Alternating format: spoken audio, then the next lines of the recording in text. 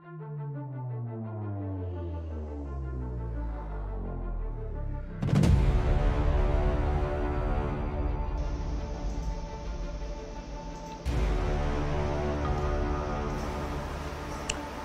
umaga mula sa Pag-asa Weather Forecasting Center. Ito na ating update sa binabantayan nating super typhoon na may Nando, na may international name na Ragasa. Huling namataan kaninang alas 4 ng umaga yung sentro ng mata ni Bagyong Nando sa layong 245 kilometers silangan ng Calayan sa may Cagayan. Napanatili nito ang super typhoon intensity na may taglay na lakas ng hangin na malapit sa gitna na umaabot ng 205 km per hour at pagbugso na umaabot ng 250 km per hour. Yung movement nito ay west-northwestward sa bilis na 20 km per hour. Sa kasalukuyan, makikita natin dito sa ating latest satellite images na itong cloud bands as well as yung associated na malalakas na hangin na dulot ni Bagyong Nando ay kasalukuyan nakakaapekto sa malaking bahagi ng Hilaga at gitnang Luzon. Samantala, yung southwest monsoon o yung habagat na hinahatak naman o pinapalakas si Bagyong Nando ay magdudulot ng maulap na kalangitan at mga kalat-kalat na pag-ulan ng thunderstorms sa iyong araw sa malaking bahagi ng ating bansa. So, for Metro Manila, Southern Luzon, Visayas, and sa Mindanao. Sa kasalukuyan, may binabantayan rin tayong low pressure area sa labas ng ating Philippine Area of Responsibility. Huling namataan ito kaninang alas 4 ng umaga sa layong 1,475 kilometers silangan ng northeastern Mindanao. Maliit yung chance na nasabing low pressure area na maging bagyo within the next 24 hours, pero patuloy yung monitoring natin para sa low pressure area na ito dahil hindi natin inaalis yung posibilidad ng development sa mga susunod na araw. At ito yung ating latest track and intensity forecast para kay Bagyong Nando. So makikita natin dito sa ating track forecast itong area or itong bilog na shaded ng yellow. Ito yung saklaw ng mga malalakas na hangin na dulot ni Bagyong Nando. So makikita natin, no, malaking bahagi na ng Hilaga at Kitang Luzon sakop na dito. So as of now, nakakaranas na tayo ng mga pagbugso ng hangin na associated sa bagyo. Samantala, yung typhoon force winds or yung mga malalakas na hangin na concentrated dito sa sentro ng bagyo ay makikita natin dito sa bilog na shaded naman ng pula. Dahil sa patuloy na paggalaw ni Nando generally westward ngayong araw patungo sa Babuyan Islands, inasahan natin ang masungit na panahon over most of northern Luzon. So ayun nga, magpapatuloy po yung generally westward na paggalaw ni Nando within the next 12 hours patungo sa Babuyan Islands. Inasahan natin na mamimaintain or mapapanatili yung lakas nito at hindi rin natin inaalis yung posibilidad na mas lalakas pa ito up to 215 km per hour. Possible landfall ni Nando ay dito sa area ng Babuyan Islands mamayang tanghali. So either landfall or close approach yung scenario na ating nakikita.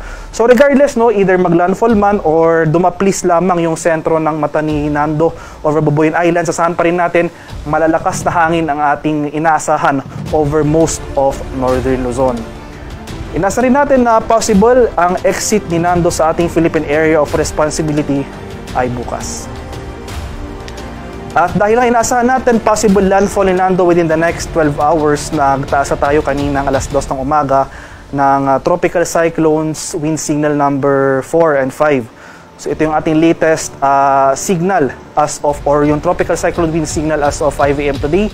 May signal number 5 tayo dito sa northern portion ng Babuyan Islands. So itong mga isla ng Babuyan, sa Maydidikas, Panuwitan at Calayan. Samantala, signal number 4 naman ang nakataas sa southeastern portion ng Batanes, nalalabing bahagi ng Babuyan Islands at itong northeastern portion ng mainland Cagayan sa may bayan ng Santa Ana.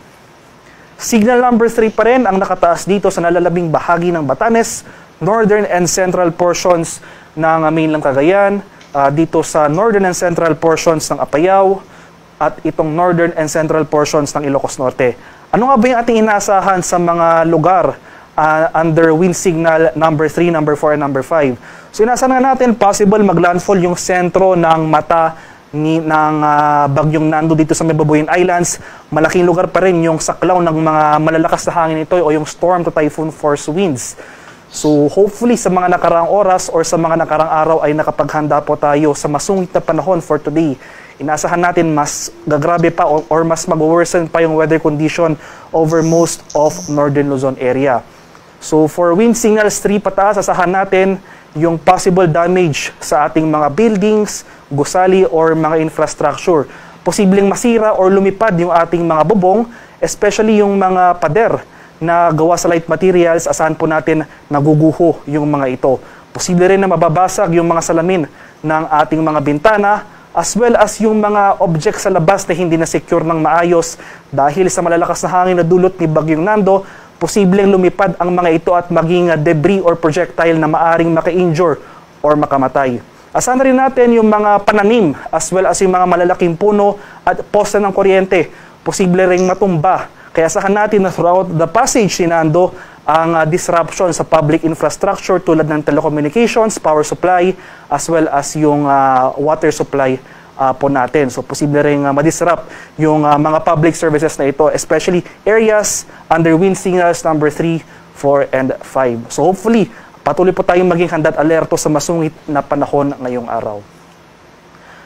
And signal number 2 naman ang nakataas sa nalalabing bahagi ng Cagayan, dito sa may Isabela, rest of Apayao, dito sa may Abra, sa bahagi ng Kalinga, Mountain Province, Ifugao, dito sa northern portion ng Benguet, northeastern portion ng Nueva Vizcaya, nalalabing bahagi ng Ilocos Norte, Ilocos Sur, itong northern portion ng La Union.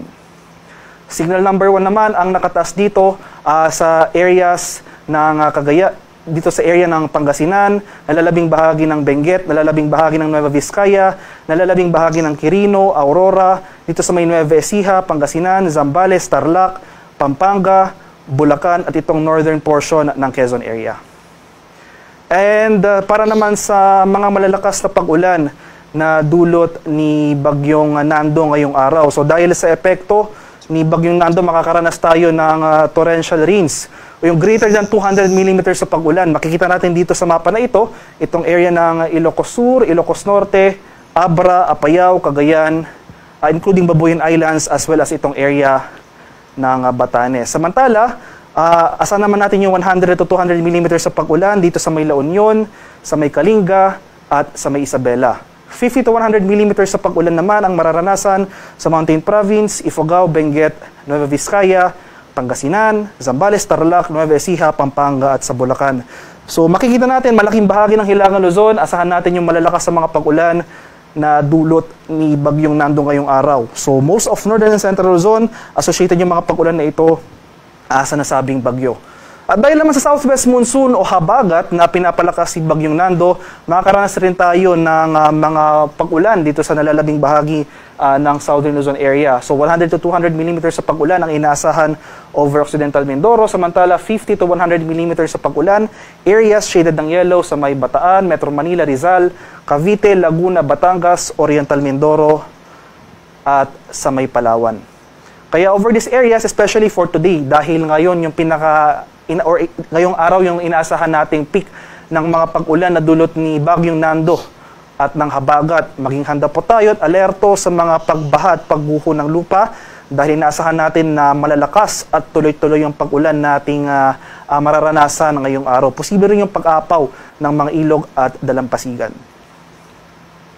And starting tomorrow, makikita natin drastic yung pagbabago ng ating panahon. Mababawasan bigla or generally improving conditions. Pero gayon pa man, makakaranas pa rin tayo ng 50 to 100 mm sa pag-ulan na dulot ni Bagyong Nando. Dito sa Northern Luzon, so sa may area ng Batanes, Cagayan, Apayao, Ilocos Norte, sa may Abra, Kalinga, Ilocos Sur, Mountain Province, Ifugao, La Union, Benguet at Pangasinan. So ito yung mga areas na makakaranas ng possible trough or extension ni Bagyong Nando dahil by this time, by tomorrow, nasa labas na ito ng ating PAR at generally papalayo na yung movement nito sa ating bansa. Pero dahil sa southwest monsoon o habagat, makakaranas pa rin tayo ng mga pag-ulan bukas, pero as compared to today ay generally mas hihina na yung mga pag-ulan na ito. So makakaranas pa rin tayo ng mga pag-ulan sa Zambales, dito sa area ng Pampanga, Bataan, Bulacan, Metro Manila, Cavite, Batangas, Occidental Mindoro at sa may Palawan. Mas mababawasan pa yung mga areas na makakaranas ng significant heavy rainfall by Wednesday sa September 24. So ito na lamang areas ng Pangasinan, Zambales, Bataan at Occidental Mindoro. So patuloy rin tayo mag-monitor ng mga localized advisories tulad ng heavy rainfall warnings na posibleng i-issue ng ating mga Pag-asa Regional Centers sa ating mga lokalidad. At sa mga lugar naman na naapektuhan ng habagat, so possible makakaranas tayo ng mga malalakas na bugso ng hangin sa mga lugar na walang tropical cyclone wind signal. So ngayong araw, asahan natin yung strong to gale force gust. So in short, ito yung mga malalakas na hangin sa Metro Manila, sa mga areas ng Central Luzon na walang tropical cyclone wind signal, Calabarzon, Bicol Region, Mimaropa, Visayas, Northern Mindanao, Caraga, Zamboanga Peninsula, Barm, Socsargen, at sa Davao Region. So sa mga areas na ito, asahan natin for the next 3 days, magpapatuloy yung mga pagbugso ng hangin na dulot ng habagat. So possible magtaka tayo, no? Malakas yung hangin pero walang wind signal dahil po yan sa epekto ng habagat na pinapalakas ni Bagyong Nando. So kahit na bukas nga ay nasa labas na si Nando ng ating Philippine Area of Responsibility, ay posible magbawas rin tayo ng tropical cyclone wind signal. Pero makakaranas pa rin tayo ng mga pagbugso ng hangin over most of Southern Luzon, Central Luzon, Visayas and Mindanao. Dulot yan ng pagbugso nga ng habagat na posibleng hatakin pa rin ni Nando kahit nasa labas na ito ng ating Philippine Area of Responsibility. At yung latest storm surge warning naman natin kanina alas 2 ng umaga. So base sa issuance na ito, pinapaalalahanan rin po natin yung ating mga kababayan sa low-lying or yung mga exposed na coastal communities sa storm surge o yung daluyong ng bagyo na posibleng umabot ng 3 meters sa taas. So yung storm surge, ito yung paghampas o yung pagpasok ng tubig dagat sa coastal areas. Kaya sa ating mga kababayan, dito sa mga lugar ng Batanes, sa May Cagayan, dito sa area ng ilang portions rin ng Ilocos Norte at Ilocos Sur, ay kung maaari ay lumikas po tayo, yung mga coastal communities dito, kung maaari makalikas po tayo sa higher ground.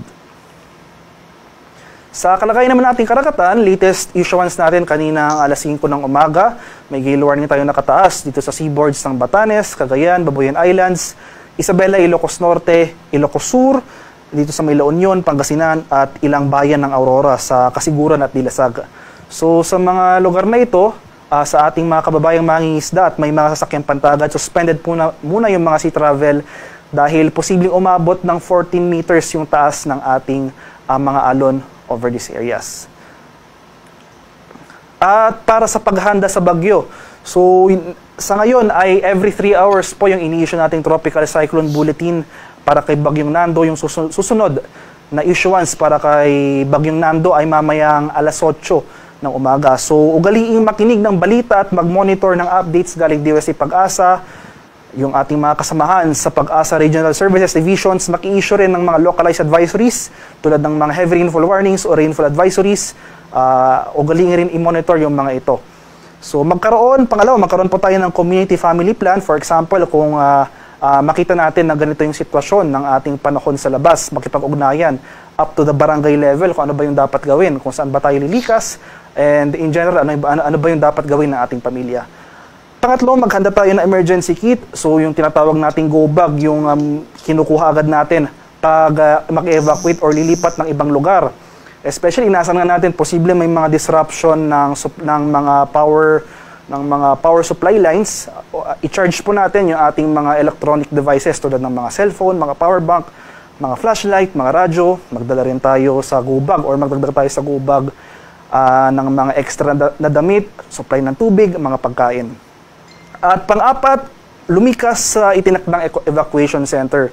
So especially na itong area ng Northern Luzon, dahil inasahan nga natin masusungit pa yung panahon, mas mag-worsen pa yung weather conditions sa mga susunod na oras dahil possible landfall ni Nando mamayang mamayang hapon or mamayang tanghali dito sa may Babuyan Islands. Asahan natin na mas gagrabe pa yung ating panahon. So hopefully, i-take advantage po natin yung natitirang moments for today, yung magandang panahon sa ilang bahagi ng ating bansa na lumikas sa itinakdang evacuation center dahil in addition sa malalakas na hangin, makakaranas rin po tayo ng mga malalakas na pag-ulan na dulot ng bagyo.